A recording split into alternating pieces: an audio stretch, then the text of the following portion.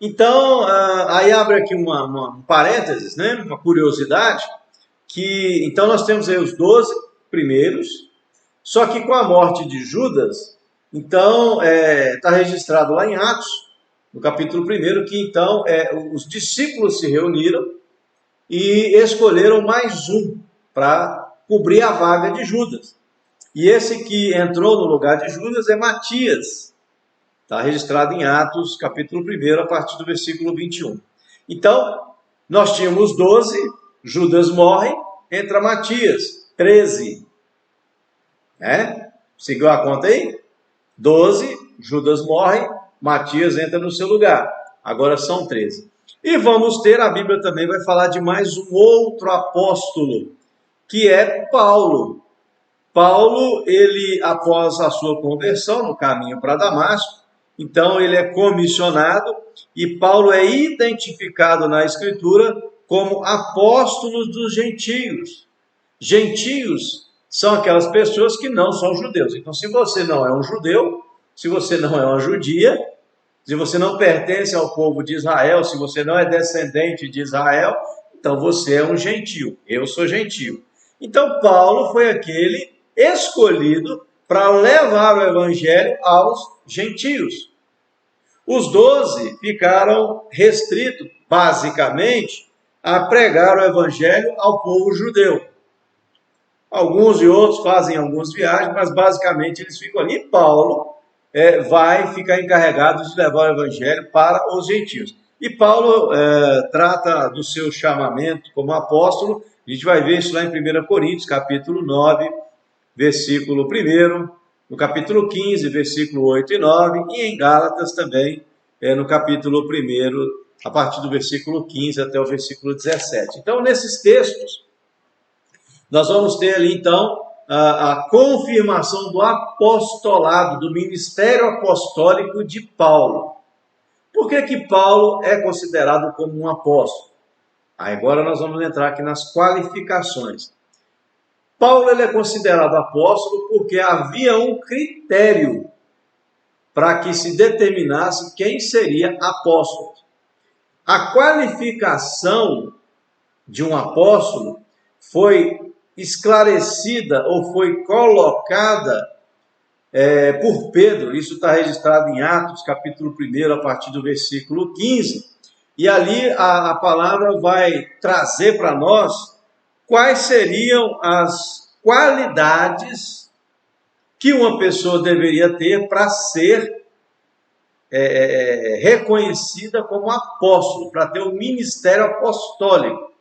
Então, nesse momento, a gente tem que entender o seguinte, que diferente do que existe hoje em muitas igrejas, o ministério apostólico, o ministério presbiterial, que vai ser colocado também depois ali em Atos, já começa a tratar dos presbíteros, né, os diáconos.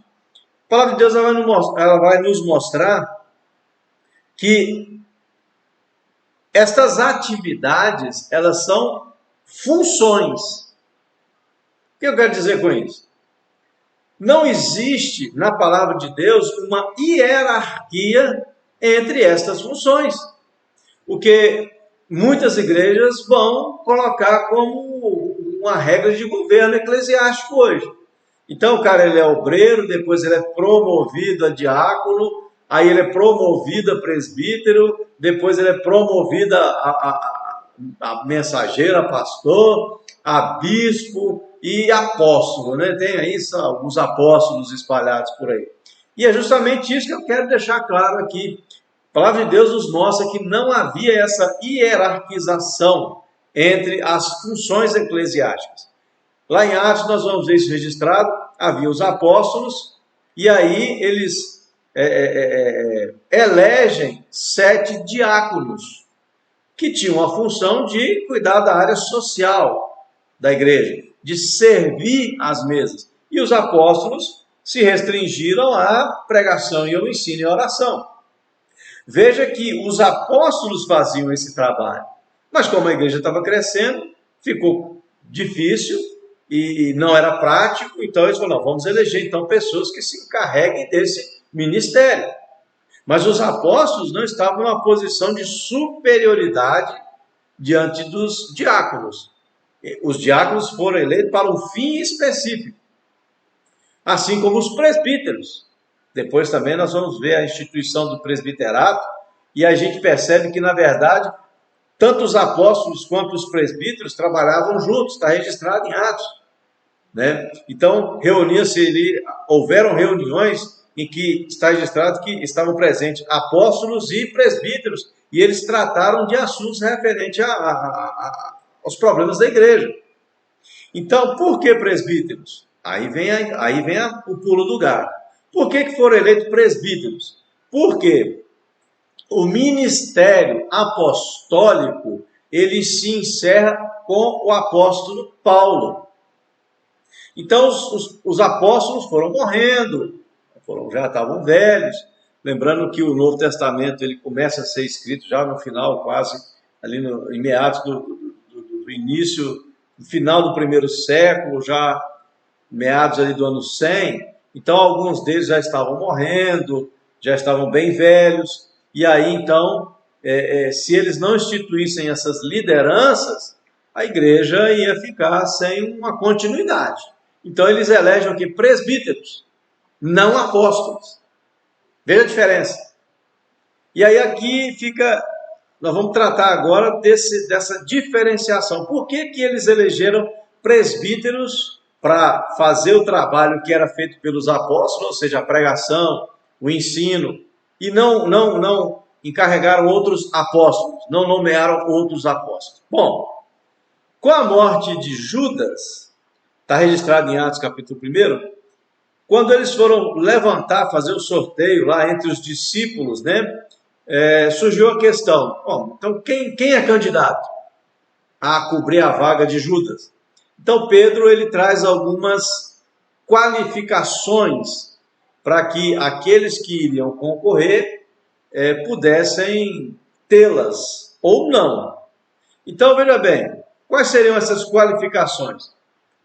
Os candidatos precisavam ter estado com Jesus. Ou seja, eles precisavam fazer parte daquele grupo de discípulos que caminhou com Jesus, viram Jesus. Eles precisavam ser testemunha ocular do que Jesus fez, dos milagres, né? De todo o seu ministério, inclusive da sua ressurreição. Eles precisavam estar presentes no ministério de Jesus. Eles precisavam ter ouvido os ensinamentos de Jesus trazidos pelo próprio Jesus. Eles precisavam estar ali presente, vendo, ouvindo. Ou seja, não poderia ser um discípulo que agregou-se à igreja após a morte de Cristo. Não, tinha que ser daquele grupo que estava desde o início com Jesus. E havia muitos. Lá em Atos, eles levantam 2, né? Mas Pedro coloca ainda que precisava ter testemunhado a morte de Cristo, o sacrifício de Cristo.